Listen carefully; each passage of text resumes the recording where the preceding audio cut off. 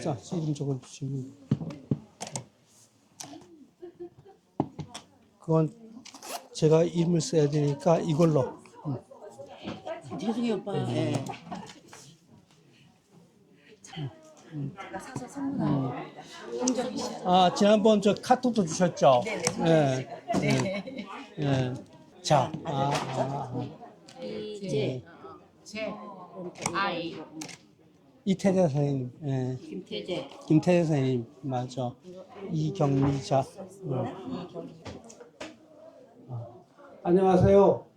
소설가 이순원입니다. 자, 제가 전체적으로 모든 진행을 다 하도록 하겠습니다. 우선 여기 우리 여기 말글터 이렇게 이런 좋은 자리를 만들어 주시고 매월 이런 좋은 자리면 저도 여기 몇 번 왔었거든요. 여기도 왔었고 이렇게 지금 여러분 앉아 계시는 자리에도 오고 그랬었는데 자 말글터 회장님 먼저 짧게. 안녕하세요. 네, 개인기업 말글터 서점의 박정원 이사입니다. 자리 정돈하고 한 20분에 시작한다고 말씀드렸는데 일단 작가님께 모든 걸 맡겼기 때문에 바로 시작하도록 하겠습니다. 오늘 이렇게 이순원 작가님의 신작 두 소녀 나와 요코 이야기로 여러분을 만나게 돼서 너무너무 반갑고요. 사실 작가님의 신작을 너무 오랫동안 기다려왔어요. 그래서 좀 더 특별한 것 같습니다. 우리 작가님이 말씀하신 것처럼 저희 서점에서 이순원 작가님을 저희가 이번에 4번째 모시게 됩니다. 아마 저희가 그 북토크 한 작가님 중에는 가장 최다수 예, 북토크를 진행하신 저희한테는 아주 의미 있는 그런 작가님이고요. 뿐만이 아니라 우리 강릉 지역사회에서도 갖는 의미가 상당히 큰 것 같습니다. 오늘 이 북토크에 이렇게 열화와 같은 성원으로 이렇게 서울에서도 오시고 심지어 서산에서 오신 분 손 들어주세요. 서산에서도 오시고 네, 너무너무 감사드립니다. 저희 이 북에이블 라운지는 2023년에 조성이 됐거든요. 그랬는데 얼마 전에 저희가 타일이 들고 일어나는 대형 사고가 발생했습니다. 그래서 작가님을 모시기 전에 이렇게 저희가 데크도 깔고 공간을 예쁘게 구성을 해봤어요. 여러분이 같이 이 시간을 즐겨주시기 바라고요. 작가님이 신작을 내셔서이기도 하지만 또 이렇게 지역사회에 새벽들이라는 시민단체 활동을 오랫동안 어묵했던 1980년대부터 시민단체 활동을 해오셨던 새벽들 단체에서 또 적극적으로 이순원 작가님을 모셔야 된다고 어필해 주셔서 또 이렇게 모시게 되었습니다. 그래서 지역사회를 위해서 이번에 또 작년에 새벽들 문집도 내시고 활동을 계속하고 계신 우리 그 새벽들 회원 중에 회장님, 함룡의 회장님을 모시고 잠깐 인사 말씀을 좀 듣도록 하겠습니다. 이런 자리가 참 편하죠. 이게 편해서 회장님께서도 말씀을 해주셨는데 어느 자리 뭐 행사에 가면 꼭 국기 걸고 하는 행사에는 내빈 소개를 하는데 이게 내빈을 여기 이런 분이 오셨습니다. 이런 내빈 소개가 아니라 제가 하는 내빈 소개는 제 문학의 현재 터전과 배경에 어떤 관계되는 분들이 있는지 얘기를 하는 겁니다. 여기 지금 아까 말씀하셨던 조수표 선생님 돌아가시고 새벽들 회원인데 1980년 진보적인 단체로 1980년 강릉에서 무려 강릉에서 이런 좋은 동네 저런 동동 다 많은데도 권성동로 있는 동네에서 새벽들 회원이 태동됐는데 저는 여기 보니까 서울서 오신 김주대 선생님은 안 오셨던 것 같고 나해철 선생님, 시인 선생님들이 여기 그 회원이에요. 이분들이 1980년대 강릉의료원에 공중의로 와서 관계를 맺고 지금까지 계속 후원하고 또 김주대 시인은 방위하러 와서 예비군 통지서만 돌린 게 아니라 여기 와서 이렇게 사회운동하고 이런 회원들입니다. 근데 저는 아주 유감스럽게도 2년 전에 여기에 가입이 됐어요. 그 회장님이 저하고 같은 우추리 동양인데 제가 따져 물었어요. 왜 나는 왜 이렇게 늦게 불렀느냐? 내가 부르면 선생님 자리가 없을까 불렀는 이렇게 늦게 불렀느냐? 아 이러니까 니는 글을 늘 교과서나 실고 나가 써서 저쪽인 줄 알았어. 그런데 어떻게 불렀냐니까 여기 춘천에 계시는 어떤 선생님이 이런 얘기하다가 한국 문단에서 생기건 안 그러는데 늘 웃는 것 같아도 굉장히 꼰대고 강성인 사람이라고 얘기를 해서 제가 이게 가입을 아주 늦게 해서 제일 늦게 새벽들 회원 중에 제일 늦게 가입을 했어요. 자, 그리고 각 새벽들 회원님들 정말 감사드리고 여기 이제 제가 오기 전에 이렇게 그동안에 저는 저희 나가서 중학교 때 고등학교 때 문학을 안 해서 나가서부터 문학을 해서 강릉 문학인들 중에서 그 심재성 선생님, 또 박상규 선생님, 이연맹 선생님, 박무우 선생님, 돌아가신 박기동 선생님 계시고 또 박세현 선생님 이런 또 우리 강원 작가회의 친구분들이 오셨는데 제가 오늘 아까 막 오는 중에 서울에서 전화가 한 통이 왔어요. 그래서 그 동아일보에 오래 근무하다가 나중에 한국관광연구원에서 그 임기를 마친 김세원이라는 작가는 아니죠. 동아일보 기자 오래 하고 있는데 그 강릉 소년 문사들이셨어요. 그러니까 이 박상훈 선생님 같은 경우는 거의 강원도 백일장들 거의 쓰다시피 해서 어린이 강원뿐 아니라 강원일보에 지면에 어린 나이 10살 이렇게 재직할 때부터 무석의 이름을 올린 이런 선생님들 생각하면 이런 분들이 강릉 문학을 정말 이제까지 바르게 이끌어 오셨구나. 외부에서도 함부로 와서 못하고 또 이렇게 나갔다 출향했다가 자기 이름이 있다고 어느 됐다고 와서 거들먹거리고 뭐 이렇게 자기 생사상 세우는 짓거리를 했던 분들도 계셨어요. 그런 것들도 잘 막아주시고 그래서 이 강릉의 문학의 가장 바른 자리를 지켜오신 분들이 아닌가 이렇게 생각합니다. 정말 감사드립니다. 그리고 정말 이걸 소개를 어떻게 해야 될지 모르겠습니다. 아까 정치 이야기 비슷한 잠깐만 했지만은 우리나라 정치는 양당 지금 거의 뭐 당들이 많지만 더불어민주당도 있고 국민의힘도 있고 지금 저는 정치를 안 하죠. 정치를 안 하는 사람이지만 저도 당을 가지고 있습니다. 정말 옛날에 동민당, 서인당 이렇게 했듯이 현재 이 당원의 당 이름도 순원당입니다. 현재 14명의 아주 극렬 당원들이 카페 단톡방을 만들어서 엄청 시끄럽게 하는데 오늘 여기 오신 고광록 변호사님, 우리 바오길 현재 이사장님이신데 이분도 당원입니다. 무려 1개 당원이에요. 저는 당수입니다.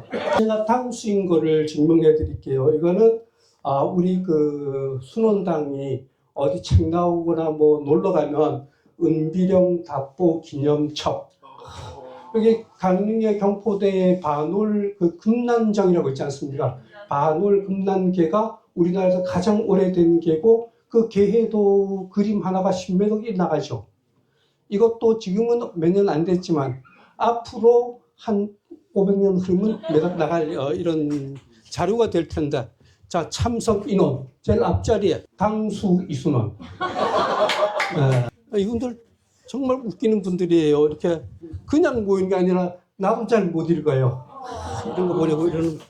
우리 회원 중에 저기 춘천에서 오신 김풍기 선생님 계세요. 옥계 출신이고 강원대학교 국보교육과에 계시는데 최근에 책이 한 권 나왔습니다. 그 나온 책이 균의 맛이라고 이 책을 쓰셨는데 이게 어제부터 기사 며칠 전부터 연합통신 기사 나오고 나서 오늘은 조선일보, 동아일보, 중앙일보 이른바 조중동에서까지도 대서특필한 책이에요. 그러니까 이게 허균 선생이 도문대작이라는 아주 짧은 그 도문대작은 한자는 원래 앞도 하지만 끝에 몇 장 안 그 실제 몇 장 안 되는 글인데 이걸 한국에 말하자면 도문이라는 게 부죽간이 도살장 문이거든요. 거기에서 대작한 술 마신다는 게 아니라 부죽간 앞에서 크게 침을 삼키다. 그러니까 껄떡거린다는 것이 이제 이 당시에 우리나라의 맛집 뭐뿐 아니라 그 어느 가면 어디 가면 어떤 음식이 맛있다 등등 이렇게 얘기를 한 건데 그때 당시 양반이 이렇게 두부는 어떠고 자두는 어디가 좋고 여기 강릉의 문어들 얘기도 하고 이렇게 이런 쭉 얘기를 했어요. 근데 이런 작품들 때문에 다음번 한번 제가 제 책이 나온 다음에 새벽들에서 빨리 일 행사를 하자고 하다가 저하고 소감 막 뛰어가면 애들이 그러죠. 와 하면 탁 멈추잖아요. 그래서 대표님 여기 말부터 대표님과 2월달에 하자. 그래서 좀 와와 해서 2월달에 했는데 이건 꽃피기 전에 한번 저도 내려오겠습니다. 꼭 자리를 한번 마련해 주셨으면 정말 좋겠어요. 이건 좀 강릉의 너무너무 큰 자랑이고 우리가 지금 강릉 경우 호균 선생은 한글 우리 김식 선생은 강릉인이라 하지만 강릉 사람은 사실 아니거든요. 강릉 김씨죠. 그래서 일국 선생님이 호균 김식 선생 전 제일 앞에 강릉인이라니까 강릉 사람들이 강릉 사람인 줄 아는데 그게 아니라 강릉이라는 강릉 김씨라는 뜻입니다. 강릉 김씨고 이렇게 그 강릉에서 우리나라 최초의 소설이 나오고 한문소설 나오고 그 다음에 한글 소설까지 강릉은 이렇게 유서 깊고 문화적인데도 불구하고 허균 선생을 좀 이렇게 이상하게 우리는 거기서는 그렇게 작게 보지 않지만 영어 문학으로 말하면 셰익스피어의 자리에 있는 이런 한국 문학에서 그런 자리에 있는 분인데 그걸 강릉에서 너무 가볍게 여기는 거예요. 특히 강가 쪽에서 정계 강가 쪽에서 가볍게 여기기 아닌가 싶어 대단히 좀 그렇습니다. 그런 시기에 이 허균의 이 작품이 맞기행 작품이지만 정말 읽으면 너무 좋아요. 허균 선생은 어떤 전국의 어떤 음식들 얘기를 했는가. 자두는 삼척자두가 최고랍니다. 학산 깨만한 좋은 줄 알았다니까. 삼척자두가 최고라 이렇게 얘기를 하고 했는데 이 작품뿐 아니라 이 김풍희 선생님은 한학을 오래 이렇게 하셔가지고 이게 김시습 선생이 쓴 금오신화도 새로 애들이 읽기 좋게 다 번역해놓고 이런 책들이 찾으면 다 있어요. 그래서 와 주셨는데 순원당 극렬 회원님들 정말 감사하고요. 지금 중간에 이렇게 하는 중에 하나 또 끼어들기식이 있습니다. 우리 순원당 중에서 이 그림첩을 누가 다 만드셨냐면 이거를 의화하백이라고 5초 호른 5초 의화백께서 또 저 오늘 뭘 한다고 저에게 선물도 가져와서 선물은 몰렘절에 발라야 돼요. 나도 나중에 안 주고 갈 수도 있거든요. 펼쳐야 되지 않나요? 펼쳐서 자 이게 이 화가분들하고 여기 언론계에 오랫동안 몸담으신 분들도 순원당에 계시고 그리고 우리나라 고속도로에 보면 아스팔트 고속도로가 있고 시멘트 도로가 있잖아요. 시멘트 도로들은 자칫하면 이게 깨지고 이렇게 틈이 터벌어지고 이제 우리는 사계절이 있다 보니까 여름에 늘어나고 겨울에 쫄아들고 하다 보니 그런데 그렇지 않고 세계에서 제일 처음으로 고속도로를 가지런하게 하는 이 기술을 그것도 우리 순원당 회원 회사에서 만든 겁니다. 사진 한번 좀 찍어주세요. 저기 좀 이쁘죠. 이렇게 그림을 화백님께서 우리 순원당 회원들이 그러니까 웃기는 제가 모임을 잘 만드는데 제가 만든 모임은 아니고 자생적으로 인품이 있고 또 글이 좋다 보니까 만들어진 짧게 잠깐만 소개해 네. 제가 또 이게 머리 위에는 두 소녀의 소울 처음부터 끝까지 가슴을 찢는 그 깜장 봉신이 올라가 있습니다. 그리고 용자가 한 번도 누려보지 못한 그 꽃봄을 표시하기 위해서 제가 홍매를 배경으로 그렸고요. 그리고 우리가 절대로 잊어먹지 말고 앞으로도 풀어야 할 숙제가 있죠. 눈 똑바로 뜨고 보자고 하는 대신에 눈을 지그시 감았습니다. 왜냐하면 다 알고 있으니까요. 그래서 여기 경종을 그려놨습니다.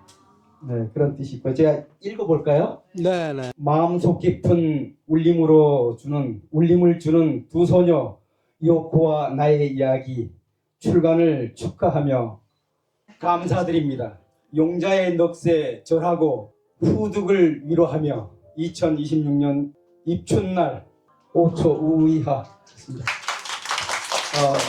두 소녀를 출간해서 너무 감사드립니다. 감사합니다. 일반 모임이 이렇게 있는 게 아닙니다. 이렇게 오늘 오시진 않았는데 남절면이 아니라 이순원 소설 사랑하는 은비구락부라고 있었는데 여자들 모임입니다. 그러니까 우리 동네 작가 우리가 좋아해 주자 이런 모임이었는데 이게 구락부라는 게 클럽이거든요. 클럽을 일본 사람들이 구라부 이렇게 클럽 구라부라고 하면 그걸 구라부를 음차해서 한자로 쓰니까 구락부가 된 건데 이렇게 매년 은비령에 가서 같이 이렇게 문학 이야기하고 이런 모임이 있었는데 여기는 좀 여기 그 순원당은 폐쇄적으로 운영하지 않는데 여기는 굉장히 폐쇄적으로 운영해서 회원을 안 받습니다. 그러니까 자 이렇게 그리고 오늘 많이 오시지 않았지만 바오길 오늘 정기걷기 날이어서 많이 오실 수는 없고 바오길 회원님들이 이 자리에 이렇게 나오시고 오늘 이게 우리 어머니 이야기니까 우리 형제들 몇 분이 같이 이 좋은 자리를 함께 했는데 또 정말 여기서 제가 꼭 인사를 드리고 싶은 분이 이 작품 안에 보면 김삼 선생님 나오시잖아요. 그죠?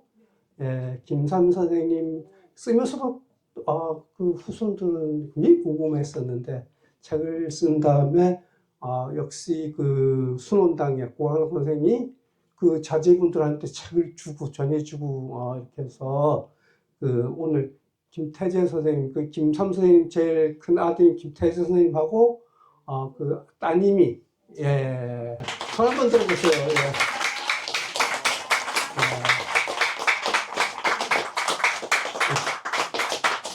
함께 오시고 오늘 아까 제가 사인을 막 할 때 사인이 너무 많이 책을 한 10권쯤 가지고 오셨는데 심재천 선생이라고 이 소설 안에는 이분이 나오는 것이 아니라 이름도 나오지 않지만 그 히로시마 강도 한자로 쓰면 강도현이잖아요. 히로시마경에 미쓰비시 조선소에 직용 갔던 그 선생님의 아드님이세요. 심재천 선생님하고 그 따님 같이 이렇게 오셨어요.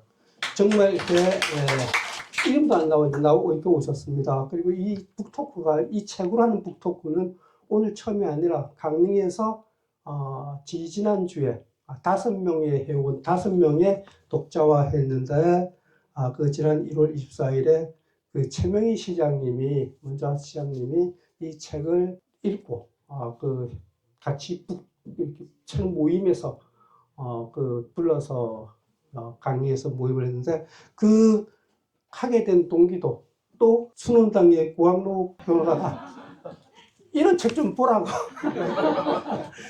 그래서 같이 먼저 북토크를 이렇게 했습니다.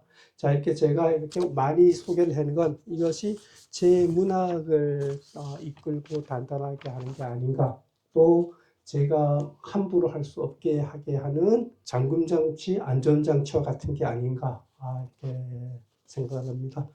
우리 어머니는 96년 작년 1월에 돌아가셨어요. 딱 돌아가신 지 1년이 이렇게 됐는데 1929년생이고 애가가 납돌이에요. 여기 나오는 것처럼 납돌 마을인데 지금 신석동이라 쓰잖아요.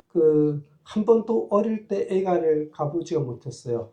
왜 못 가봤냐면 5 형제다 보니 늘 큰 아들, 애기들 가고 그리고 제가 셋째다 보니까 또 막내 끝애들 이렇게 데리고 다니고 그래서 저는 납돌 애가에 한 번도 가보지 못했는데 우리가 농담으로 그런 말 하잖아요. 우리가 돈이 없지 가오가 없냐. 자 이렇게 그런 버전처럼 안 가보고 왜 어떻게 쓰느냐. 안 가보고 쓰는 거.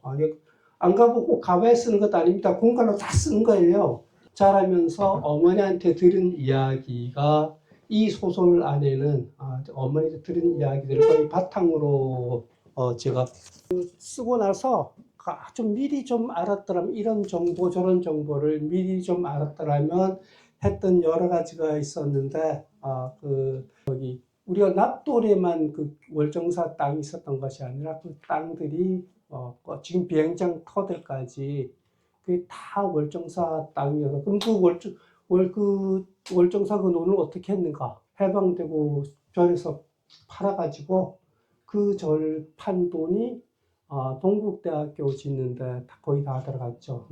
그래서 동국대학교는 사실 강릉에서 지어준 학교는 마찬가지입니다. 여러분들 자녀분들을 동국대 많이 넣으세요. 이런 것들 어릴 때 들은 이야기들 어머니가 이야기를 굉장히 잘하세요. 재밌게 옛날 얘기를 우리 어릴 때는 동화도 없고 잠자기 전에 어머니가 옛날 얘기를 참 많이 해주셨는데 얘기를 굉장히 재밌게 해서 어느 정도 재밌게 하셨냐면 신문의 날만큼 재밌게 하셔요. 그래서 우리 어머니가 얘기를 얼마큼 재밌게 하시는 분인가 하면 여기 사천 출신으로 서울대학교 그 국어과 교수 중에 이익섭 선생님이 계세요. 어머니가 좀 몇 살 더 어리신데 그 이익섭 선생님이 강릉 그 툇말 이렇게 사투리 연구를 하시고 하는데 오시면 꼭 우추리에 들렀다가 어머니하고 함께 식사도 하고 하시고 어머니를 자주 찾아오셨어요. 그분이 어머니를 만나고 가고 이러면서 말모이 책을 만들고 했을 때 조선일보가 인터뷰를 했어요. 이렇게 많은 지역에 다니면서 말을 찾아서 많이 다녔으면 그래도 가장 인상적인 사람이나 인상적인 일이 있느냐 이렇게 물으니까 이익섭 선생님이 내가 이렇게 많이 다니다 보니 강원도 강릉 거기 성산면에 이순원 그 작가 집에 가게 됐는데 그 이순원 작가 집에 가서 이야기를 하면서 자기가 그 이익섭 선생님이 느낀 게 이런 어머니 그 신문 기사에 그래 이런 어머니 아래에서 어찌 작가가 안 나오겠는가. 그런 이야기들이 제 소설을 쓰면서 들은 얘기. 제가 아무리 창작을 해내려고 해도 창작할 수 없는 부분이 있어요. 절에서 도지를 받으러 와서 그냥 받는 것이 아니라 이렇게 300평에는 얼마 이렇게 정해놓고 받는 것이 아니라 그의 농사가 어떻게 됐는가를 딱 살펴보고 도지를 받는데 잘 되고 못 되고를 살펴보는 그렇게 곡간 스님이 내려와서 그 도지를 매길 때 아침 일찍 이슬이 이렇게 끼면은 이슬이 벼이삭에 묻으면 무거워 보이죠. 충실해 보이죠. 그래서 서로 이쪽 그 중의보 중어보 이쪽 저쪽 사람들이 우리 쪽 논을 나중에 보라. 이거 한 톨이 아까우니까 이렇게 싸움하고 이래서 한 해는 이쪽 먼저 보고 한 해는 이쪽 먼저 보고 이런 이야기들도 듣지 않으면 저희가 듣지 않으면 어머니가 20살에 시집을 오셨는데 그 전까지 이런저런 것들 마을의 살림들을 다 살펴시고 그걸 아세요. 기억하시고 일머리를 아시고 이제 그런 것들이 바탕이 됐어요. 고무신 이야기도 그렇고 그다음에 정구공, 소남도 지금 싱가포르이 소남도거든요. 소하시대 얻은 남쪽 섬이라는 뜻이에요. 쇼난도라는 게 그런 쇼난도 그 함락시켰을 때 가져온 고무로 만든 그 정구공과 고무신을 교실에 나눠준 이야기 등등 이런 것을 제가 이 작품을 쓰면서 공부를 많이 하긴 했었는데 요즘에는 글쓰기가 참 쉬워요. 한글만 알면 정말 글쓰기가 쉬운 게 이거는 심상수학 국어독본 곤팔은 당시 1932년도 우리나라 조선 총독부가 만든 교과서가 아니라 심상수학 국어독본 곤팔 4학년 이야기 책인데 문부성이 만든 겁니다. 일본 이거 우리 식민지 교과서와 저쪽 교과서가 다른데 이때만 1932년만 해도 미국과 일본의 사이가 굉장히 좋았어요. 굉장히 좋아서 우리도 빨리 미국처럼 발전했으면 좋겠다. 그래서 그 교과서 내용 중에 하나가 아버지가 미국을 여행한 아버지가 아들에게 쓴 편지로 아들아 내가 미국 와 보니까는 여기는 땅도 넓고 뭐한데 시카고에서 공업의 도시 시카고에 대해서 연기가 올라가고 이런 얘기 나오고 공업의 도시 시카고에서 뉴욕으로 오니까 자 뉴욕에 그때 당시 엠파이어 스테이트 빌딩이 1932년에 지어진 건물인데 1932년 이야기 책에 나오는 거예요. 그러니까 일본도 미국을 빨리 배우자 이랬죠. 이러다가 이제 전쟁이 나니까 삿포로 그 농림학교 있던 윌리엄 크라크 우리 그 보이스 비 앰비셔스 뭐 이렇게 배웠잖아요. 그 사람 동상까지 다 녹여가지고 총알 만들고 이렇게 미국과 일본 사이가 안 좋아지던 때 이런 얘기들입니다. 이런 작업들을 다 구할 수가 있고 또 각대해서 사진인데 이거 우리 어머니가 20살 때 시집 오기 전에 찍은 사진이에요. 그러니까 용자는 아마 제 어머니는 검은 저고리 입고 있고 두 분 중에 한 분을 제가 설정을 해서 이야기를 만들었어요. 이런 거 사실 큰 형님이 가지고 보관해야 되는데 제가 예전부터 저건 내가 가져가갖고 나중에도 기어이 내가 글을 써야지. 이런 사진들 자료 같은 것도 저한테는 이 글을 쓸 수 있게 해주는 큰 그거였어요. 소설 안에 나오는 그 전시 채권 이거 1944년에 와 19년에 팔았던 7원 5전짜리 채권을 만들어서 7원 5원에 팔았던 거예요. 이거 채권들이고 이거는 여러분 우리 학교 다닐 때 똑같아 이럴 거예요. 자 우리가 해방 30년 지나도 식민지 나라가 틀림없어요. 통신부도 똑같아. 통신부도 똑같고 교훈도 나와요. 착한 국민이 되겠습니다. 착한 국민이 되기 위해서는 실천사항으로 국어를 국어로 말하겠습니다. 이런 등등 이런 것들을 가지고 이제 그 국어 상용 조선말 말살을 하는 얘기 이 소설 우리가 알퐁스 도데의 마지막 수업을 보고 감동을 받지 않습니까? 그건 어느 하루의 이야기잖아요. 그리고 근데 이거는 우리가 그때 당시에 몇 년을 두고 이렇게 했던 거예요. 자 성씨를 바꾸고 강릉 김씨들은 거의 대부분 다 금산이라고 썼어요. 가네야마 금산이라는 성으로 많이 바꾸고 그러는데 자 이렇게 이런 자료들을 가지고 모으니까 여기에 이런 통진표 같은 경우가 있으면 그때 어떤 과목을 배운지 알잖아요. 산술도 배우고 창가도 배우고 국어라는 것 국어가 한 가지가 아니라 지금 국어를 읽기 듣기 쓰기 말하기인데 그러면 이것은 철방이라는 건 쓰는 학문을 중시했던 거예요. 읽고 이해하는 것뿐 아니라 그리고 우리가 통지표에 우리 지금 연세 드신 우리 또래의 분들은 통지표 보면 옛날에 내 키가 3학년 때 내 키가 얼마고 앉은 키는 얼마고 가슴 넓이는 얼마고 이런 게 다 적혀 있어요. 그러니까 신체 발달 사항까지 다 적혀 있는데 이걸로 이렇게 보면 그때하고 지금하고 1930년대 초등학생 4학년이면 지금 학생들보다 나이가 2~3살 더 많아요. 많음에도 불구하고 1930년대 초등학교 그 보통학교 혹은 그 소학교 4학년 여학생의 키가 지금 자기 2살 더 어린 요즘 아이들보다 키가 20cm 작아요. 우리가 북한 이렇게 군인들 나오면 애들이 왜 저렇게 재라 이러잖아요. 안 먹으니까 못 먹이니까.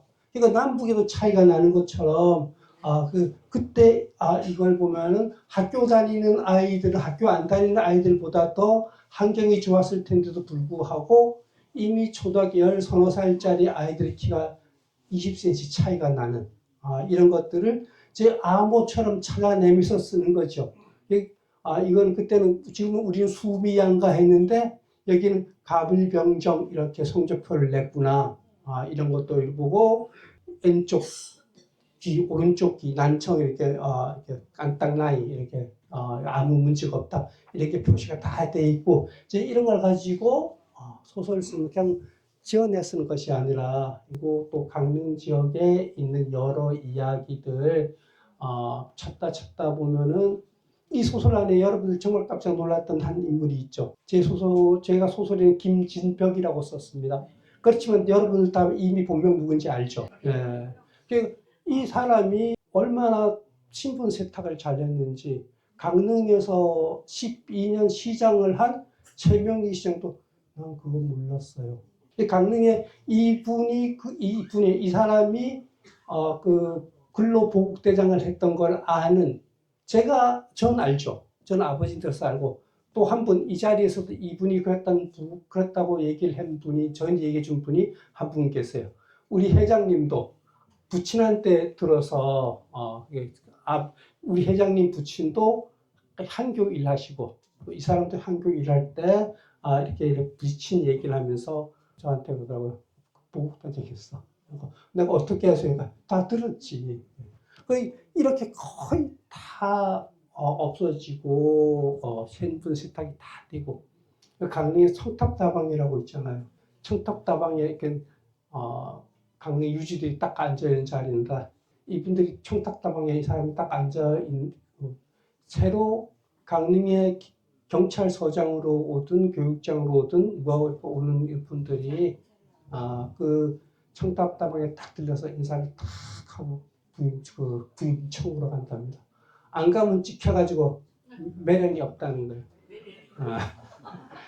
이렇게 해서 이런 것들 이것도 제가 우리 또래 분들은 아세요. 지금 김남 선생님 그 큰 자제분 김태현 선생님 계시지만 김태현 선생님은 어릴 때 집에 벽에 그 아버지 달력 걸어놨어요. 네. 우리 집에도 그 아버지 달력이 이렇게 붙인 달력이 있었어요. 김태재 선생님은 거기까지는 아닌데 이 김 선생님 사진이 꼭 땅콩 같아요. 여기보다 머리 쪽하고 턱 쪽이 이렇게 해서 우리가 땅콩 같다고 그랬던 분인데 우리 그런 사람들만 있는 것이 아니라 이게 탄핵 정국 뭐 등등 내란 정국 지나고 이런 가운데에서 오선하지 않았지만 딱 제6대 국회의원만 하시지만 정통 하셨던 그런 분이 우리 마을에 계셨다는 거 그것도 너무너무 고맙고 그래서 그 쓰는 동안에도 굉장히 궁금해서 알고 싶다. 어떤 분이 좀 내가 박상윤 선생님한테도 좀 아시냐고 묻고 막 이렇게 했는데 책을 다 쓴 다음에 그것도 무료 순원당의 고강덕 변호사가 또 책을 사가지고 저렇게 또 형제분들에게 책을 전해주고 순원당 참 좋죠. 잘하죠. 예. 그래서 이런 작품을 쓰고 나니까 누가 그 얘기를 해요. 그 검사 이제 이분은 최근까지도 검찰청에 있던 분인데 지금 검찰 욕 많이 먹잖아요, 그죠? 검찰청에 있던 분인데 검찰청에서 잘 쓴 사람은 검찰총장이죠.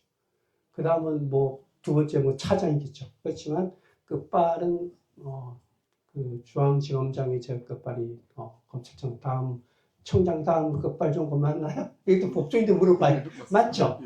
그래서 중앙지검장 하셨던 분이 이 작품을 읽고 그런 얘기를 했어요. 저희가 어떤 일에 대해 사건에 대해서 법이 심판하는 것 있잖아요.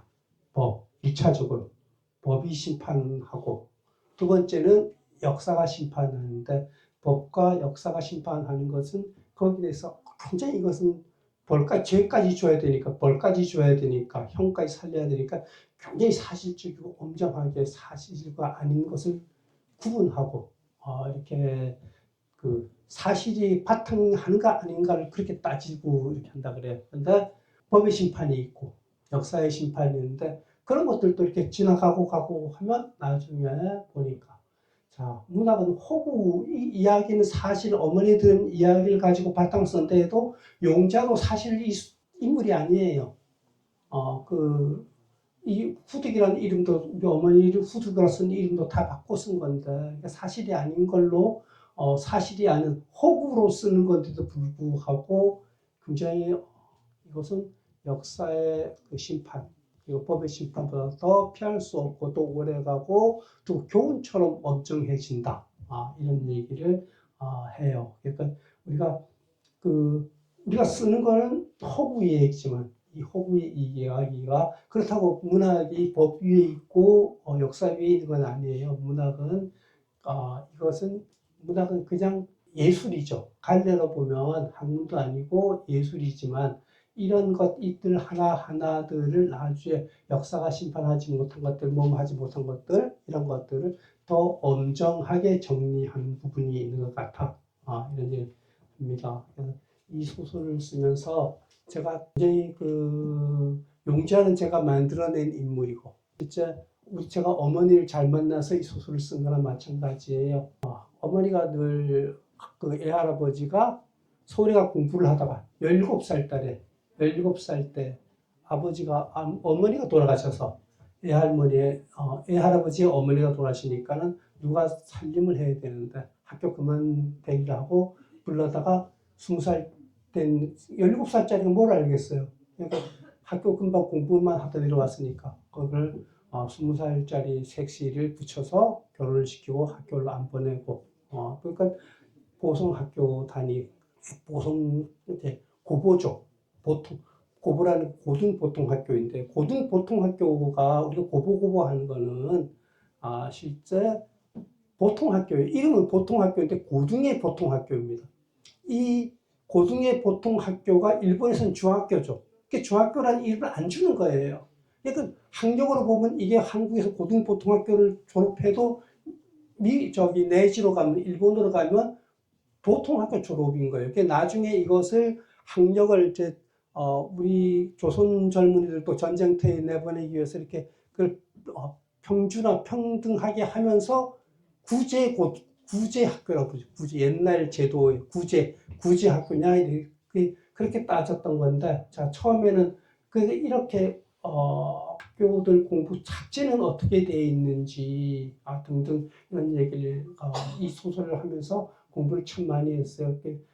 최명희 선생하고 지난번 만나서 이렇게 최명희 선생이 작품 얘기하면서 최명희 선생의 아버지가 옥계 보통학교를 나와서 그때 졸업하던 해에 춘천 사범이 막 생겨서 춘천 사범학교에서 공부를 하고 북한 지금 저 압록강하고 같이 붙어 있는 해산에서 보통학교 선생을 하다가 해방을 맞아서 이렇게 왔다고 얘기를 해요. 그러니까 우리 당대는 아니지만 이런 것들이 이 역사 속의 이야기들이 다 우리 어머니 이야기, 아버지 이야기에 걸려 있고, 그래서 제가 이 작품 쓰면서 굉장히 여러 군데 고민을 다 해야 한 줄 한 줄 고민을 해야 될 부분이지만 이 소설을 쓰면서 제가 이 인물을 잘못 건드리면 안 된다. 이 인물은 정말 중요하고 이 인물을 잘못 그리면은 이 작품이 무너진다 하고 생각했던 거는 후둑도 아니고 용자도 아니고 이 작품에서 가장 신경 썼던 인물은 오오모리 사부로 센세이 일본 선생이에요. 그냥 이거는 제가 작품에서 어떤 모델을 만들었냐면 일본인 박정희. 우리가 왜 이렇게 했냐면 이 선생이 나쁜 선생이 애들 패고 나쁘게 막 조선 선생은 막 패고 그래요. 이렇게 실제 일본 선생도 팼겠죠. 조선 선생은 일본말 안 하고 조선말 하면 애들 갖다가 붙여서 패고 마주 세워놓고 애들 마주 세워놓고 뺨때기 때리고 반장 보고 뺨때기 때리라 그러고 조선 선생들이 이렇게 이 일본 선생도 그렇게 하는 분이 사람들이 있겠죠. 그렇지만 이 소설 안에서 일본 선생은 되게 엄정하게 하는 걸로 그렸어요. 그렇게 그릴 수밖에 없는 거는 이것이 당시 제도의 문제지 이게 사람이 나쁜 사람이서 그렇게 했다 하면 제도 나쁜 것은 없어져요. 그래서 이 일본 오모리 선생님 경우에 이렇게 후득이 학교를 못 가게 되고 하니까 일본 선생을 찾아가서 일본 여학교를 찾아가서 절하고 이렇게 제자를 위하고 하잖아요. 그런데도 불구하고 태생이 일본 사람이잖아요.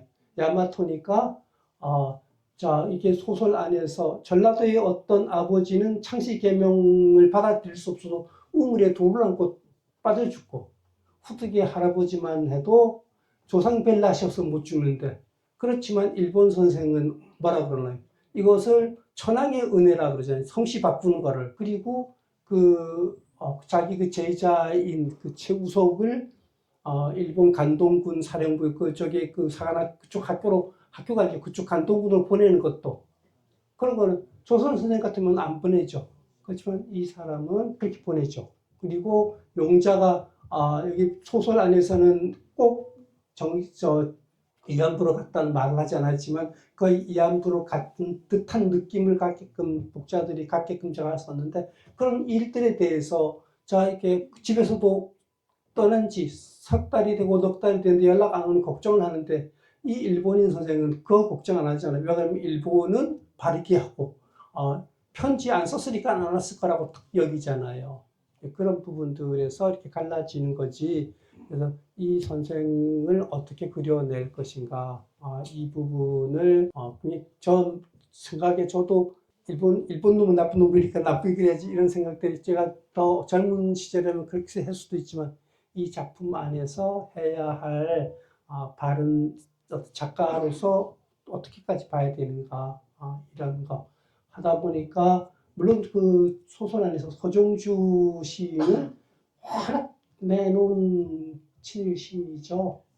그리고 그 이광수도 마찬가지지만 그 사슴을 쓰는 노천명 같은 경우에는 안 그런 듯하지만은 그 싱가포르 함락했을 때 쓴 시 같은 거 발굴하고 해서 했을 때 이런 것들이 역사로 다 물론 그게 다 그려져 있어요. 다 이렇게 그 친일했던 시인들 아닌 시인들 그랬지만은 그런 부분들이 글을 쓰는 거는 굉장히 더 엄청납니다. 우리가 그 1945년 지난 다음에 친일파들 중에서 예술계 쪽 친일파들 중에서 특히나 문인 친일파가 많은 건 말을 하면은 난 그 진의가 아닙니다 하면은 넘어가는 부분이 많아요. 잘못 전달됐다. 지가 말해놓고 나서도.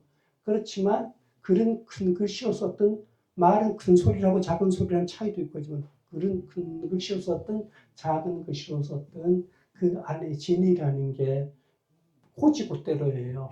그러다 보니까 미술 그림 그리시는 분들 김기창 같은 운보 이런 분들도 새벽 출중 그 군복이 독일군 군복이 아니고 일본 군복이니까 친일 화가 이래 돼버리잖아요.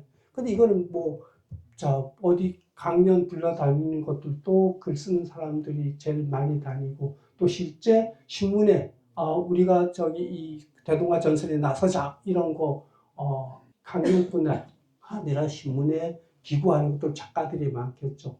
그래서 그 작가들이 그래서 특히나 친일 부분이 많은데 돌아보면 이런 게 있어요. 저는 춘향 김정 선생님 계시지만 혹시 30살에 다 돌아가셨어요. 만약 이분이 60까지 살았다면 어떻게 됐을까? 그건 알 수가 없는 거예요. 추정할 수도 있고 이렇지만 자 이렇게 우리가 살아가면서 제가 글 쓰면서 이 글 쓰면서 제 스스로를 한번 놓고 봤어요. 제 나이가 올해 70이 됐습니다. 지금 70이 늙었죠.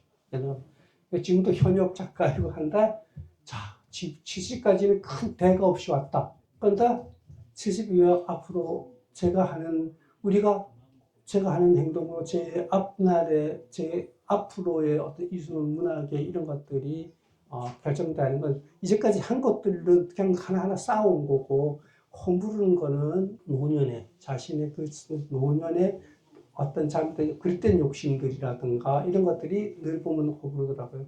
우리가 보면 정치도 보면 싸움하는 게 저게 나를 무사히 굴고 내가 망한 건 저놈 때문이야 뭐 이렇게 얘기하는데 딱 보니까 정치도 그렇고 글 쓰는 사람도 그렇고 결국 자기 밑을 허무는 건 자기 발 밑을 허무는 건 자기 발이에요. 개미 와서 허무는 것이 아니라 그래서 작가로서 또 문인으로서 앞으로 가야 할 자리, 걸음할 자리, 아닌 자리, 포함되어야 될 자리, 아닌 자리 이런 부분들도 더 조심해서 내 몫을 하지 않겠다 이런 것이 아니라 여러 가지 생각을 참 많이 이렇게 하게 됐어요.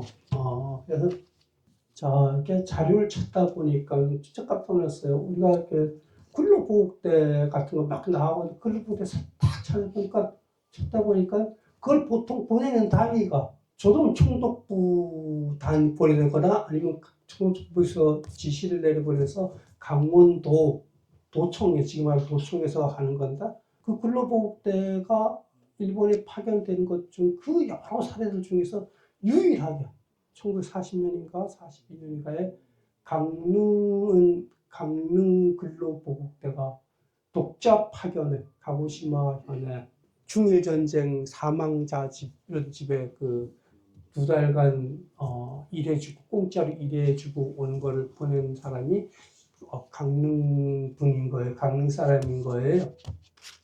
이런 것들을 우리가 이 작품 속에 역사 공부를 참 많이 했는데 지금도 강릉에 동해상사 있죠.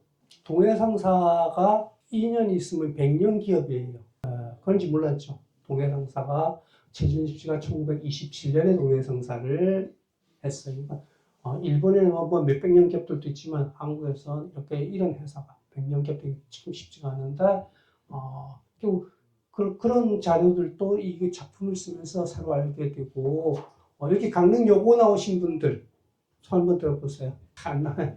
그 강릉여고 교가 하부산의 벚꽃피니 얘는 지금 봄꽃피니죠. 하부산의 봄꽃피니 이 얘들 왜 우린 학교는 옥천동인데 왜 하부산이야 재수없게 이게 하부산에 있는 한교에서 문을 열어서 나간 거예요. 네, 그래서 교가가 하부산에 학교가 있을 때 하부산에 봄꽃피니, 벚꽃피니 이렇게다가 해방된 다음에 봄꽃피니 이렇게 바꾸고 했는데 자 이게 강릉이 교육도시 한 거는 강릉에 명륜당이라는 좋은 교육시설이 있었던 거예요. 우선 학교 마당 비 오는 날 마당에서 공부 못하잖아요. 몽석 깔고 공부 못하잖아요. 그러니까 우선 공부를 할 수 있는 명륜당은 두 학급을 열 수 있는 1학년 두 학급을 훌륭하게 열 수 있는 터가 있죠. 그래서 거기서 하선학교부터 시작해서 강릉농고도 명륜당에서 개교해서 저쪽을 칠습지가 많이 필요하니까 성덕면에 교사를 지어서 나가고 그다음 강릉상고도 한교에서 개교를 해서 지금 상고 자리 제1고 자리로 오고 그다음 강릉여학교도 옥천동 여기서 개교를 해서 옥천동으로 가고 강릉 명륜중고등학교도 그건 해방 다음이지만 하고 그리고 옥천초등학교도 여기 그 하부산 아래 명륜당에서 개교했던 게 그렇게 강릉이 교육도시로 이렇게 한 것 중에 한 중에서 또 하나 강릉에 그러면서 또 이건 친일파 있는데 이건 참 말하기 조심한 스러운 부분이지만은 계속 얘기하자면 이렇게 학교를 짓겠습니다 하고 총독부에게 허가를 내달라고 하면 내면 그러면 그냥 져주는 게 아니라 허가를 내주는 것 중에 하나가 그러면 학교 건물을 지을 기부금을 받아야 돼요. 그럼 지을 때는 학교를 낼 때 설립할 때는 다 기부금을 냈다고 하는데 막상 1년, 2년 지나서 새 교사를 지으라고 하면은 먼저 약속했던 사람들이 그 약속을 안 지켜요. 화장실 들어갈 때 나오고 다르고 들어갈 때 다르고 나올 때 다른 거예요. 학교가 필요할 때는 한다고 하지만 막상 내 돈 꺼내서 내려니까 너무 아까운 부분이 있죠. 그런데 강릉에 이렇게 해서 강릉에도 하천이 우리가 보기는 내륙에 있으니까 작은 데 같지만 옛날에 쌀하고 금하고 쌀이 모든 물가의 척도잖아요. 화천은 평야가 있지 않습니까? 하천여고하고 강릉여학교, 강릉고등보통학교, 강릉고등여학교하고 하천고등여학교 처음 인가를 같이 냈는데 하천여고는 안 지어졌어요. 왜냐면 그때 거기에 만석군들이 학교를 짓는 돈을 내겠다고 했는데 안 낸 거예요. 그러면 자동으로 뭐 집 짓지 못하면 학교를 짓지 못하면 학교가 없는 거죠. 그러니까 강릉에는 강릉 농업학교도 그렇고 상업학교도 그렇고 강릉여학교를 지을 때도 그랬고 그러니까 그 친일을 해도 지역 교육에는 꽤 진심이었던 그런 부분이 있었구나 하는 게 제가 글을 쓰면서 보니까 자료를 보니까 다른 데는 그렇게 캔슬된 학교들이 많은데 강릉에는 다 지어졌구나. 그것은 누군가 기부금을 내는데 절대적 기부금을 최준십 씨가 많이 냈다고 기록이 이렇게 나와 있더라고요. 그래서 그나마 그렇게라도 예, 그런 것들이 이 소설 공부를 소설 쓰면서 내가 강릉 공부를 새롭게 하는구나. 저기 이런 게 쓰면서 내가 다시 강릉학을 공부를 한 느낌이 이렇게 들어요. 그래서 작품 작가라는 건 제가 이런 얘기를 하면 제 중학교 친구들 안 왔고 고등학교 친구들 안 왔지만 제 중학교 고등학교 친구들은 믿질 않아요. 왜냐하면 저하고 같은 급수인 줄 알아요. 그래서 우리는 작가가 되니까 20살 때부터 내가 작가가 되겠다 하면 20살 때부터 그때부터 본 책들이 권수가 다르잖아요.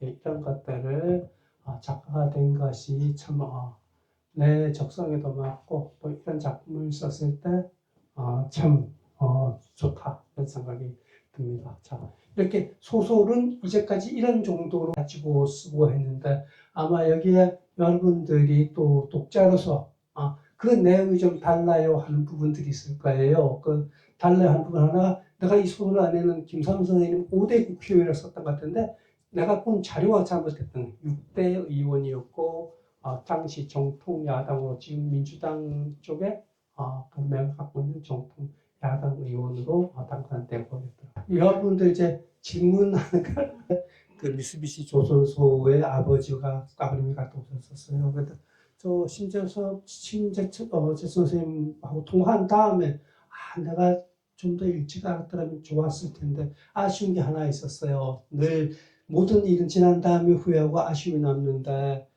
그 새우자리 이렇게 지명이라는 게 있잖아요. 안목도 이렇게 뭐 다 지명이 있는데 안목은 진주라 부르고 이렇게 그때 걸 따라서 많이 쓰긴 했는데 그 동네 저쪽에 새우자리 버덩이라는 동네가 있어요. 이걸 알았더라면 이 말이 너무너무 재밌잖아요. 그 동네 이름을 한 아이는 월로평동은 넣을 수밖에 없어요. 그 갈라지는 길이니까.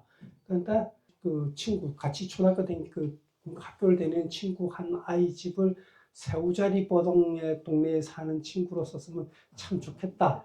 이 생각은 신재선 선생님하고 통화한 다음에 든 아쉬움이에요. 이게 제 나름으로는 아까대로 이 너무너무 지방이 하나도 없잖아요. 그래서 그 근수기 이렇게 하고 그 양조장을 왜 넣냐면 그때 당시 기술이 양장 기술, 인쇄기, 지금도 신문사 기자들 다 일본말로 써요. 미다시 제대로 뽑아. 보카시노. 보카시가 뭔지 아세요?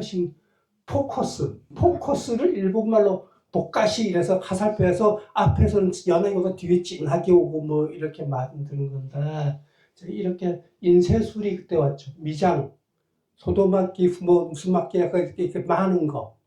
양장 기술도 그렇고 그런데 유일하게 외정시대에 그래도 그 일터 자체에서 지켜졌던 말이 뭘까? 농료는 농사짐 사니까 지켜지죠. 또 하나가 막걸리 양조장에서는 물론 일본에도 누룩이 있고 모든 농석이 있고 고무래가 있고 다 있겠지만 그래서 일본말이 그대로 지켜지는 조선말이 지켜지는 공간으로 이렇게 쓴 것이 양조장을 넣었는데 거기 섬돌의 양조장 없습니다. 그러니까 소설에 필요해서 양조장을 만든 거죠. 뭐 자꾸 양조장이 어디 있었냐고. 왜 공갈로 쓰냐고. 이러는데 자 이제 이런 것들이 작가로서는 좀 정교하게 계산을 해내고 쓰는 거고 그러면서 우리가 화가들도 이렇게 선생님 그림 보시면 숨은 그림 같은 게 있거든요.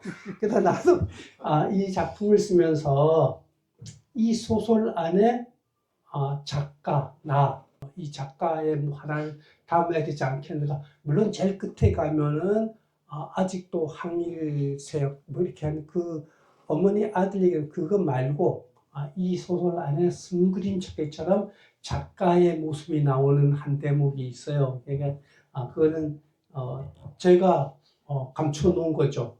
찾아내고 안 내고 중요한 건 아니고 저한테는 꼭 거기에 집어넣고 싶어서 혹시 아실 분 계실까요? 작가는 이 안에 자기를 어떻게 감추어 놓았는지. 그럼 이 책 가지고 계신 분 270페이지에 보면 한번 열어보세요. 270페이지에 보면 주가 나오고 거기 주에 270페이지 주에 한번 읽어보겠습니다.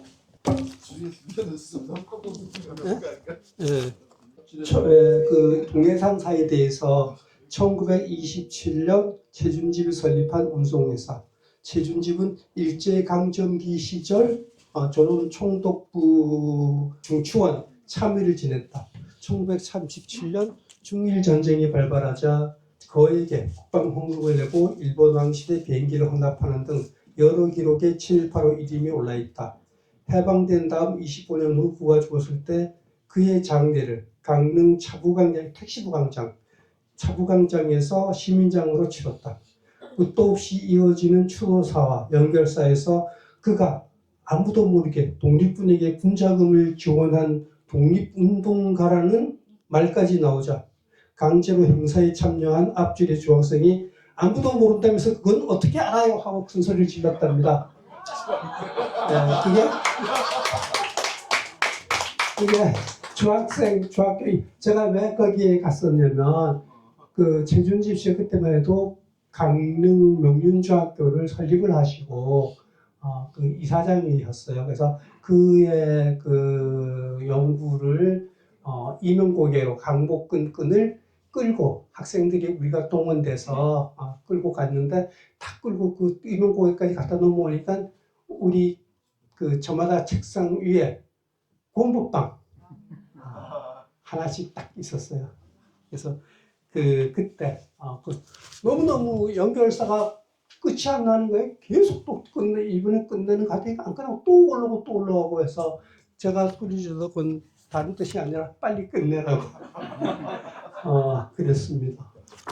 또 질문이 있는 달리 알고 끝내는 먼저 잘 지금 하고 심재성 선생님께서 해주신 이건 정말 엄정한 얘기고 저보다 더 뛰어나게 하셨던 후배 작가가 있어요. 우리 강릉 지역의 말을 그대로 작품하게 녹이는 문제부터 출발해야 되거든요. 이 문제는.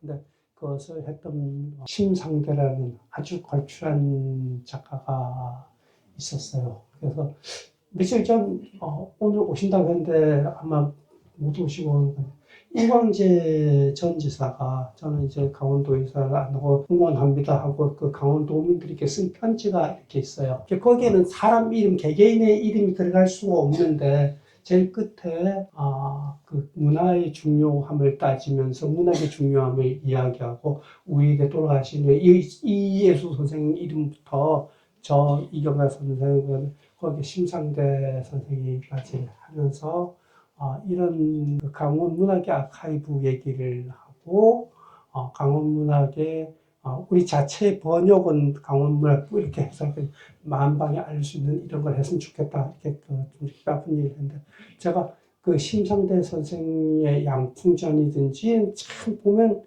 이상의 절창이 참 없을 정도입니다. 근데 그 지난번에도 한번 우리 심재성 선생님께서 하신 말씀 전 지금 굉장히 그때도 엄중하게 봐도 지금도 거기에 대해서 정말 우리의 삶 자체뿐 이렇게 지나간 시간들과 거기에 언어까지 녹여들 때 이런 것이 거의 완성되지 않을까 싶어요. 그 부분에 대해서 지키도록 네, 노력한다 하면 정치적으로는 안 한다는 얘기지만 작가는 노력한다면 해요. 저도 거기에 대해서 어떤 숙제 같은 의식을 가지고 있거든요. 하나님께서 그걸 꼭 하도록 하겠습니다. 눈물이 나려고 그러네. 는 단순하게 어머니의 이야기이고 어머니 어릴 적부터 정말 이야기를 많이 듣고 자랐어요. 우리는 그 이야기가 책에서 본 옛날 전래동화를 봤을 때 너무 좀 시시한 느낌이었어요. 오히려 어머니가 해주는 옛날 얘기에 비하면.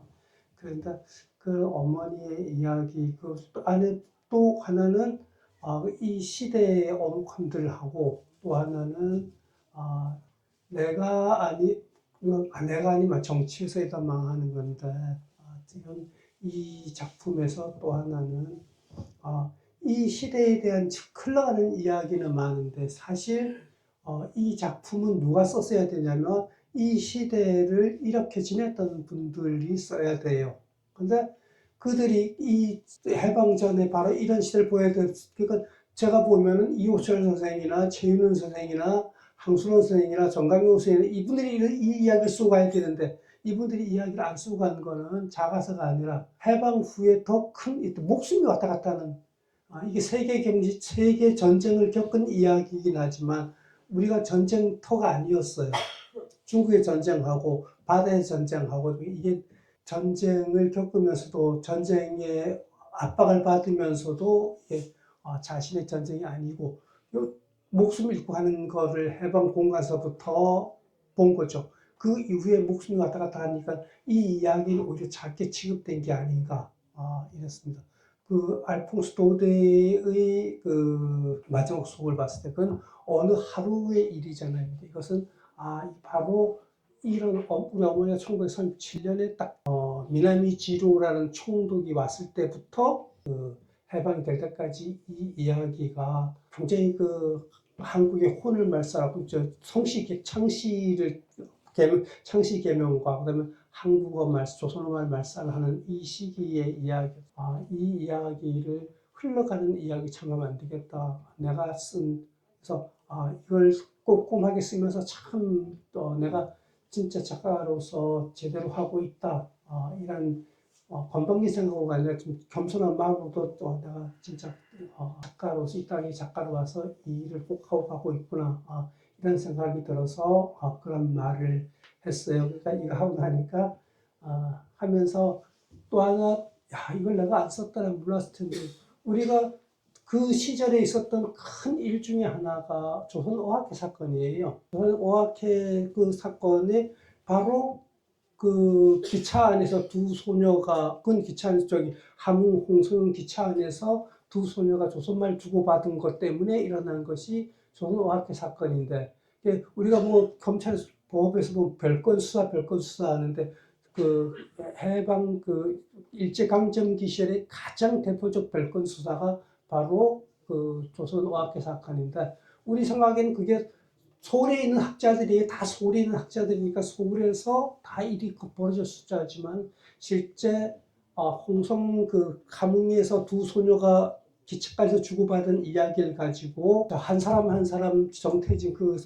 스승서부터 한 사람을 잡아서 서울서 수사하는 게 아니라 다 함흥에 불러내려서 함흥에서 수사도 하고 함흥에 감옥 다 집어넣고 그 재판도 함흥에서 하고 그다음에 함흥에서 그 감옥살이 하고 근데 이 엄청난 사건을 제일 형을 많이 받은 그 대표가 6년 받고 4년 받고 그래서 지금 그 김태대 선생님 경우가 계시는데 아버지께서 40년에 잡혀갔어요. 그 여기 청남동 여기 대정정이라고 어른들은 불렀는데 다이쇼마치에서 삼문당이란 빵집이 아니고 책방을 만드시고 했는데 잡혀가서 어떤 일을 하셔서 그러니까 보니까 그 딱 하신 일이 그 보국대에 했던 김진백의 반대편 일을 하셨어요.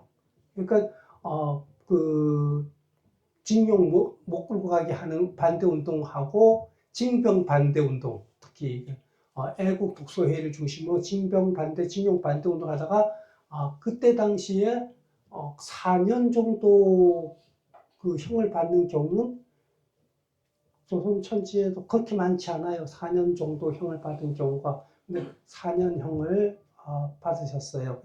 그런 거, 이런 분이 계시는구나. 이걸 제가 이 수업 발견됐을 때 참 좋았고, 그래서 그런 부분들, 내가 이 작품을 제대로 쓰고 있다. 이거 쓰고 나니까, 앞으로도, 전에 피했던 걸 해야겠다. 전에 이제 내가 사실 10년 전부터 하려고 하면서 못해서 이렇게 뒤로 늘 미뤄뒀던 것이 지금 그걸 써서 뭐, 그러니까 제가, 이거 팔지도 않을 건데, 재미도 없을 텐데, 이걸 써서 뭐 해야 하던 이렇게 뒤로 미루는 작업 하나가 딱 있어요. 이것도 역사에 관계되는 이야기이긴 하지만 그래서 그 작업을 해야겠구나. 우리가 80이 이제 제가 70이니까 한 10년 더 살겠죠. 80이 되고 살아도 그 이후에는 쓰고 싶어도 못 쓰잖아요. 지금은 노년의 나이에 접어들어서 노년의 작가로 이런 생각을 합니다. 우선 내 이름을 더럽히지 않는 더럽힌 짓을 하면 안 되겠다. 이거 1번이고 또 하나는 작가로서 80이 됐을 때 내가 80이 됐을 때 뒤돌아봤을 때 작품에 대해서 흐뭇한 부분도 있겠지만은 가장 후회스러운 일은 무엇일까를 생각하니까 지난 연말에 69에 일이 되는 나이에 그 생각을 했어요. 가장 후회스러운 일이 뭘까 하니까 이 작품을 쓰지 않고 80이 넘어버렸을 때 내가 아니면 나오지 않을 작품일 수도 있는데 그거를 놓쳐버렸을 때 그러면 꼭 써야 할 사람이 써야 되는 그걸 써야 할 사람이 쓰지 않고 넘어갔을 때 그러면 그때 내 스스로 다른 사람이 나를 손가락질하지 않는다 하더라도 나로서는 큰 작가로서 인생의 가장 큰 후회가 그 작품이 남지 않을까 내가 쓰지 못한 작품이 남지 않을까 이런 작품이 하나 있습니다. 그 작품을 앞으로 꼭 써내겠다 이 약속을 드리고 아까 또 하나 우리 신장 선생님이 하신 말씀 강의 말과 월과 이 작품들에 대해서 많이 고민을 하겠습니다. 10여 년 전에 이미 계획들을 해놓고 나서 지금 이 얘기를 와서 내가 했을 거에 해서 또 밀어놓고 이랬던 한 작품이 있어요. 그러다가 이제 나이가 이름쯤 되니까 사회에서 작가로서 사회적 책임 같은 거, 소명의식 이런 걸 생각하게 되는데 그래서 그 작품은 이것도 또 강원도냐 서울 사람들이 보면 그렇게 말할 수도 있는데 이게 문학이라는 게 대단한 건 아니에요. 아주 작고 이런데 그 깡깡 얼음을 얼음 덩어리를 깰 때 망치로 깨면 안 깨집니다. 이게 바늘로 탁탁 쳐서 깨는데 그런 것처럼 문학이라는 게 그래요. 그 우리가 80년 강주에 아무도 언론도 말할 수 없고 학문도 말할 수 없을 때 말하기 시작한 게 시죠. 문학이 처음 그렇게 얼음을 깨뜨리려고 제주 4.3 경우에도 4.3 사건이잖아요. 사태. 그거를 지금 제주 4.3을 처음 한 작품이 순이삼촌이라는 변경석의 순이삼촌의 작품으로 4.3이 처음으로 역사에 문제 올라오고 그래서 그 작가 순이삼촌이라는 작품을 단편 중편소설에 그걸 썼다고 해서 재판도 받고 뭐 이랬던 거예요. 5.18 작가들도 시인들도 그렇게 했던 그런 걸 있었는데 자 제가 쓴 건 그렇게 내가 좀 하고 싶다 했던 사북 이야기를 사북은 지금도 사태라고 하다가 사태 너무 심하게 사건이라고 불러요. 사북 사건 이렇게 부르더라고요. 그러니까 한 10년 전부터 작업을 이렇게 그 시놉시스 짜고 줄거리를 많이 짜놨는데 연탄도 지금 제가 나쁘죠. 연탄도 안 떼는 시대에 석탄 얘기를 해서 작가로 영화를 보겠다고. 그래서 누가 하거니, 그 정서는 사람, 난 대관령에서 나무만 떼고 전기도 안 들어온 마을에 살았는데, 연탄이 어떻게 생긴지도 모르고 살았는데, 뭘 알아 했지만은, 그래서, 사북, 제가 규명 볼 때에 이것은, 사북 사건이 지금 사북 사건이라고 그러는데 사북 민주 노동 항쟁입니다. 최소한 이것이 사북 민주 노동 항쟁으로 정립되는 기초 작업을 문학으로서 제가 오늘 하고 돌아서 설은 또 쳐야죠. 설 때까지 좀 놀다가 설 쉬고 나서 하면은 내년 이맘때쯤이면 책이 나올 거고 한 내년 4월 달쯤이면 한번 여러분들하고 이걸 여기서 뭔지 할지 정선에서 뭔지 할지는 모르지만 사북 사건을 바르게 문학적으로 바르게 정립 역사의식 가지고 하는 건 아니에요. 삶의 어떤 그 문학으로 바르게 정립해 놓으면 그것이 큰 힘이 되지 않을까. 그래서 그거 하고 그 A도 아까 정말 마음 안에 신재영 선생님께서 말씀하신 부분들은 아주 큰 숙제예요. 그것은 오래오래 갚아 나가면서 작업을 해 나갈 겁니다. 네. 많은 사람들이 있죠. 정치에서 뭐 하면 이렇게 경기가 부양될 때는 지금 살기 괜찮은데 그런 얘기를 왜 해? 이러고 경기가 푹푹 가라앉으면 살기도 어려운데 그런 얘기를 왜 해? 이러거든요. 바로 지금 이런 이야기들도 마찬가지죠. 그러니까 우리가 엊그제 보면은 짐승에 대한 얘기, 격리에 대한 얘기 이런 얘기 나왔지만 지금 그런 말들이 나올 정도 이 작품은 지금의 그런 얘기를 왜 해는 바로 그런 사람들이 있잖아요. 지금도 그것을 그 위안부들을 매음녀라 부르고 이런 건 우리 참 많은 사람이 그런 건 아니겠지. 분탕한 치는 사람이 많은 사람들은 아니지만 이런 그런 부분들이 있는 한 그런 기운이 있는 한 이 작품은 여전히 앞으로 역사에서도 여전히 유효하지 않을까 저는 이렇게 생각을 합니다. 앞으로도 또 잘 써서 재밌는 이야기로 돌아오겠습니다. 감사합니다.